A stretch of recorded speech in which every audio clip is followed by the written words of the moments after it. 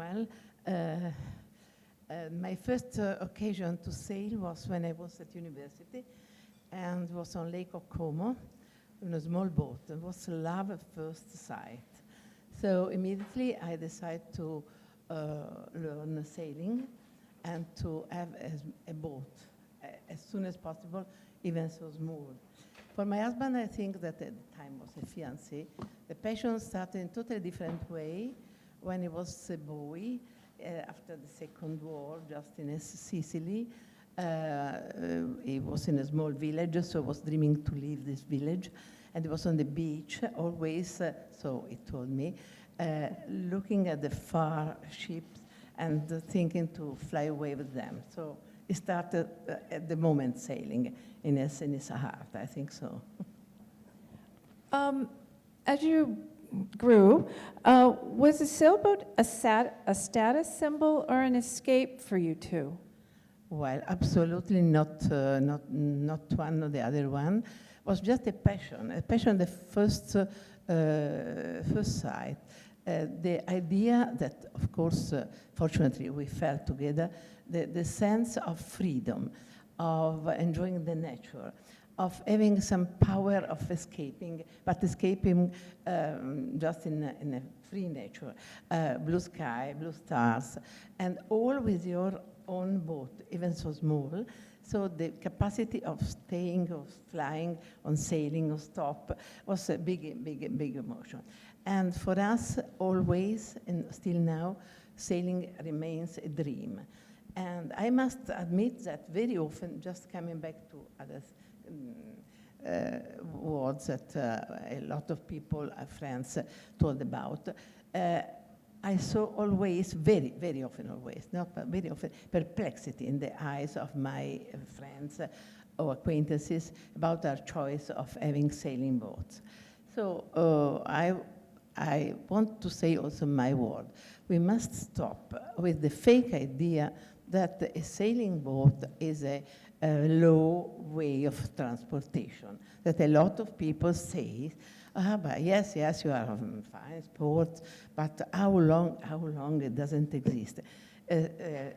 Sailing is a sport of high quality in itself, a sport as also better than others, and a way to enjoy your life, also sailing, navigating, encountering, I don't know, some whales or just some panorama and so on. A privileged moment of silence, a conscience, also if we are in a moment of environment, an environmentally conscious way of stay, of behave. So I think we must generate passion in young people to sail. And for this, I think that one of the best way is to increase maximum the sailing school for young boys. Because frankly, if you are 30 or 40 or 45, you have some money, you can buy a motorboat, fantastic way. But anyway, you don't start with a sailing boat. Also, if you are 40 or 50, you don't start with skiing. You must start with when you are a boy. So we are in Italy, also in France, in Spain, a lot of sea, all lakes. So we can do what we want. Of course, somebody will like, somebody not, but this is the way. So how many sailing boats have you owned, and which ones were the first? Well, until now we had 11 boats, but not because we are foolish, just because everyone was, his purpose is, of course, the first one were small boats because we were young people. So we had 7 meters. So 7 meters we reached Tunisia. Caliph was a French one.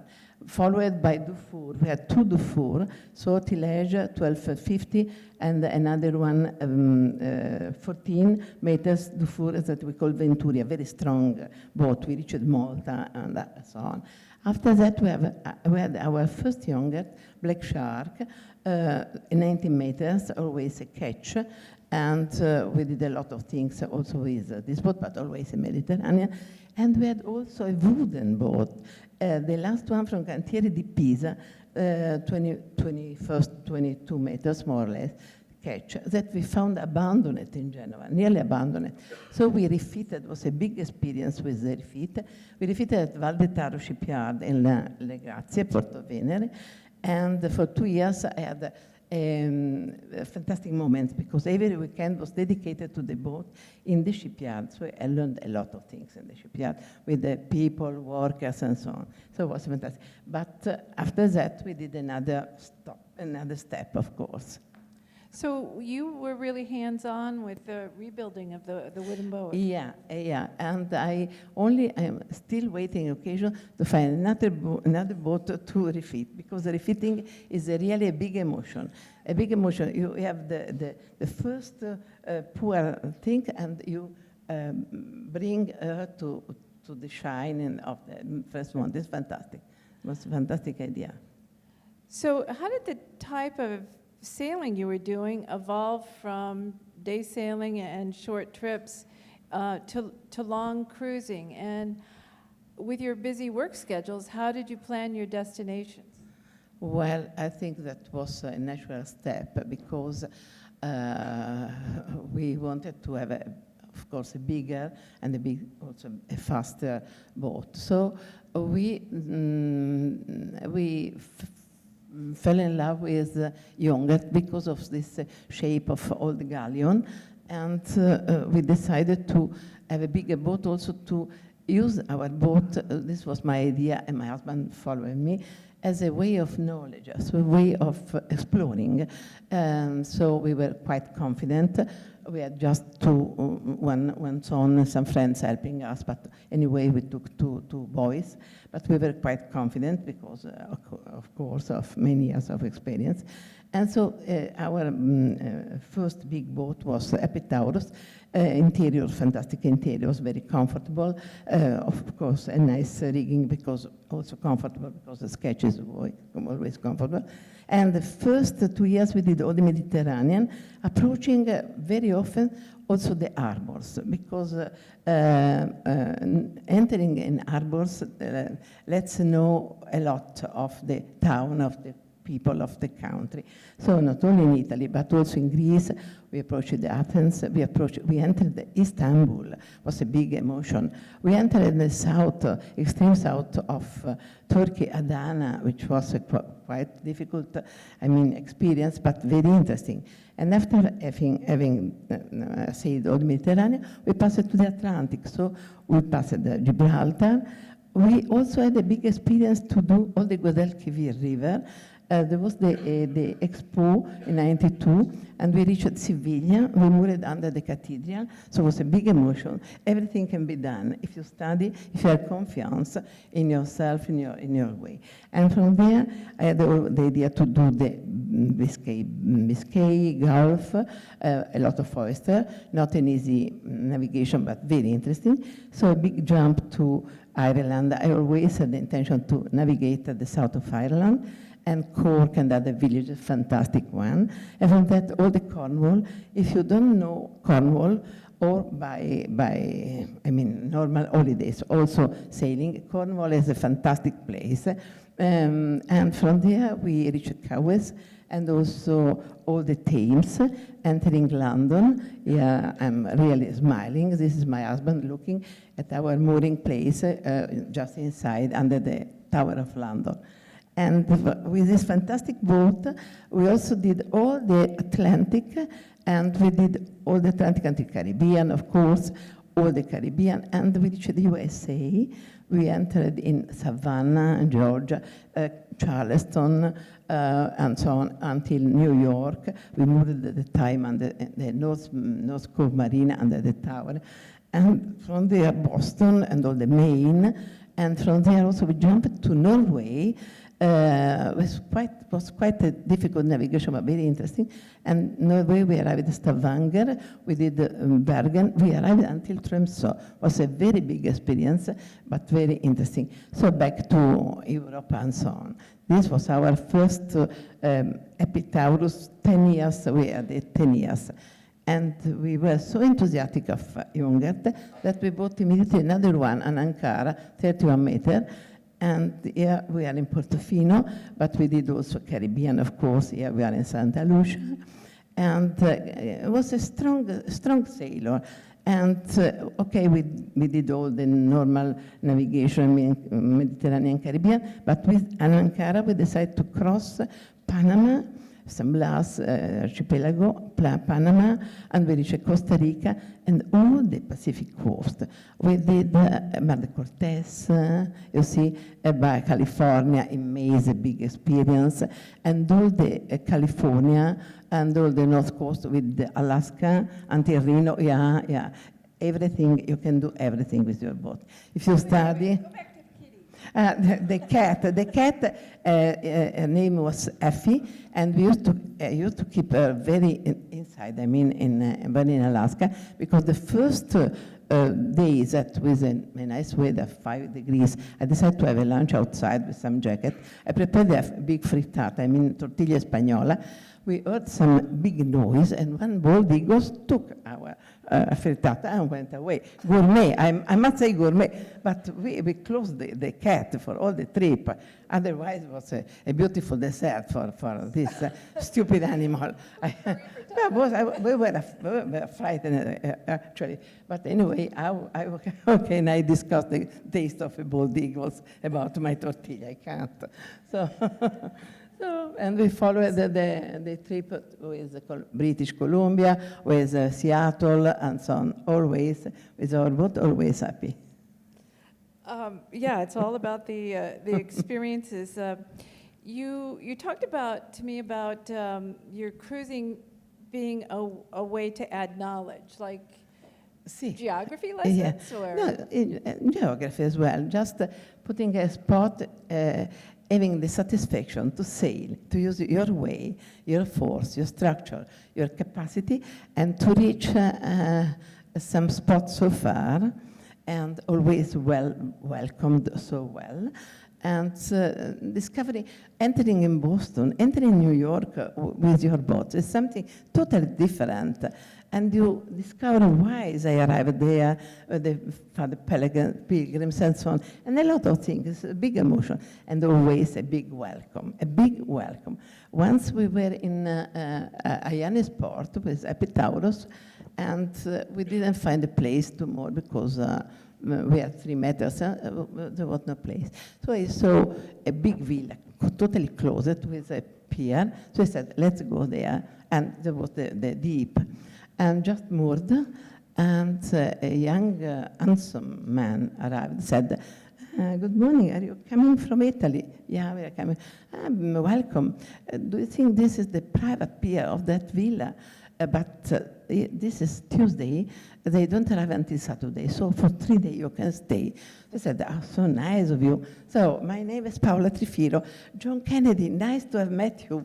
So this I made like this to tell you how people have been always so friend in this navigation. So really. So with that experience, we'll jump to your evolution into racing, because our relationship began on your racing boat. Yeah, racing boat, yeah. At a certain moment we decided to have something faster. So I met poor, late and beloved Dubois, and he told me that I immediately appreciated his design, and he told me there was a big boat, Kokomo, 40 meters, the first Kokomo of the series, in Miami. So we flew to Miami. We decided to have her. We bought her Big Emotion, and she's in Miami now. Kokomo was very sloop one, so was our first experience with the sloop one. So we had to take 2 people more because it's quite difficult. And we did the big, as usual, navigation, amusing, fishing, and so on. And We had the idea to go quite immediately to the Mediterranean to try ourselves in some racing, even though the boat was quite heavy, was not a racing boat, was a cruising boat. And we did first a regatta in Palma, Mallorca, the Super Cup. We won a third place. And after we were, this is the Dubois, we were at the Rolex Cup and l'Europeana in Sardinia, and at Dubois had, and also Neville Crichton, a close friend of mine, took the wheel with me, teaching me a lot of things. It was a fantastic experience. We did the third place, and so it was a big memory. And this was our first boat. And from there, we decided to have a bigger one, a faster one, so aluminium. So until now, we had just other boats, I mean, quite heavy. So we decided, always with a Dubois design, to have a custom, a custom boat that we built in New Zealand. This is Zefira. Zefira got a lot of awards everywhere, also in Monte Carlo, also in other parts of the world. She is sleek, elegant, complete, beautiful, really. And also at Dubois, he had not to say it, but he said, this is the best one that I did, but between him and me, of course. And with the Zefira, we had the big occasion to cross all the Pacific, because from New Zealand, we went to, of course, Tonga, Fiji, Marquesas, all the way, Tahiti, Galapagos, and all the way till Panama. And after that, we go up to New York again. But this way, we had a mast of 61 meters. You know, Verrazzano is 62, so it was quite embarrassing. But anyway, we managed to enter to North Cove Marina. North Cove Marina is long 70 meters. We were 51. So this was not so easy, but here we are very laughing.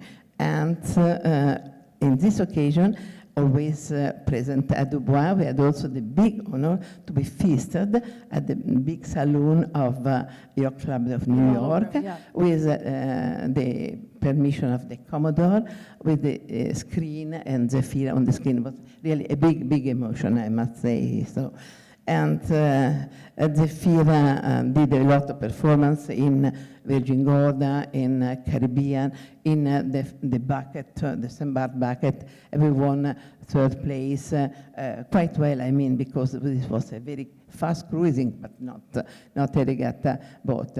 And this is l'Europeana, some cups, some awards, always with a Dubois, of course, that I remember always as a big. This is my galley. I'm so proud of my galley that I put my galley in every part. In fact, have a look, as she is fantastic. Because I think that one of the secret of sailing, sailing this in every I mean way, motorboat, sailing boat, but sailing, a long sailing, is to stay well as you stay at your room, not having the wish to leave your boat, having the wish to stay along. So to stay along, you must have your space and also your galley, and to prepare your food, amusing yourself with the food, and to be in the cocoon, I mean. Exactly. I know you're quite the Epicurean. And then the last step after Zefira, we had the idea to try the real racing. So we, with Malcolm McKeown, he was associated with Dubois. Dubois, unfortunately, left us. We built Ribelle in Holland this time. Ribelle is a fantastic design, total carbon, and a lot of titanium, and very fast, quick. The transparent top, fantastic one. And with Ribelle immediately, this is always my galley is fantastic one, but this is another matter. This is fragility of myself with my galley. And immediately after a bit of racing, I mean stupidly, we won the Rolex Cup in 17, and also we did a big performance at the Le Bois de Saint-Tropez. So this is the award. with the Aga Khan Karina and so on. So we're very proud of us. And this is the moment we have Ribelle, but the future is not written again. Well, one of the things we had kind of talked in some of the other sessions about, that it is, racing seems mysterious, obscure, perhaps hard to break into. In your perspective, is racing too complicated or too expensive to be enjoyable? You race and cruise. Which is your favorite? Well, racing, we suppose it, but we discovered it's very hard commitment. It's quite a serious matter. It's a big expense also of forces, of time, apart of the consideration. You have to form your crew and to keep your crew, to have a navigator, to have your tactician. You must take care of the crew when they arrive. There are 25, 24 people, and prepare the boat is a big activity. But of course, the result is a cocktail. I mean, when you do a regatta, it's a cocktail of passion, of power, of freedom, everything. So I understand very well, and I tried this emotion, of course. I don't know if I prefer racing or cruising at the moment. The important for me is to stay on my boat and to do and to feel the freedom that my boat gives me. We're enjoying this specially prepared background of your sailing boat, Ribelle. So as we watch this, tell us how many miles you sailed and what are the most important things you learned while sailing? I suppose that you would have asked me. Well, I never calculate. I spoke with my captain trying to reckon. He said about 180,000. I mean nearly 200,000 because of course we did a lot in many years, because now I didn't tell you all the passage and the other things, of course. And as nothing, because it was just a fly. A fly, you see this is Ribelle and the waters of Spain, and there's already fantastic moments. The lessons you've learned while sailing, I mean, once you told me it wasn't for you to play Captain Courageous. Yeah, well, having so many boats, of course, I learned a lot of things. Also the astronomical navigation with sextant, which took me a lot of time. But the main thing that I learned is and was the precision, take care of every particular, because sea is not a joke, and also the other phase, which is the care of safety. And still, you know, because you know me quite well, as judging boats, I always take care of safety on the boat. Safety is very important. We crossed the sea, except the Japan Sea, and we are not Captain Courageous, but we brought back every time, and perfect, our boat, ourselves and our friends first. This is the point. Paola, I think I thank you for this, and I think your smile says it all. Grazie mille. Thank you, dear. Thank you to you. Thank you to everybody for the patience.